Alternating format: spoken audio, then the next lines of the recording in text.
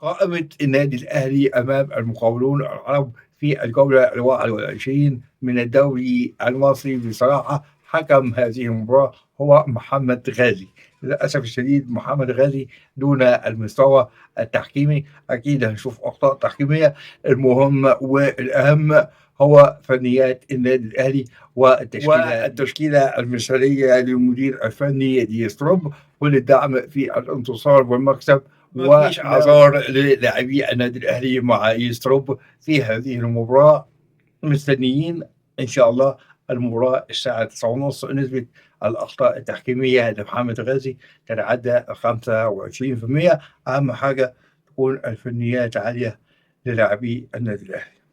مستنيين اداء افضل، مستنيين اداء احسن للنادي الاهلي امام المقاولون العرب في الجوله ال21 من الدوري المصري.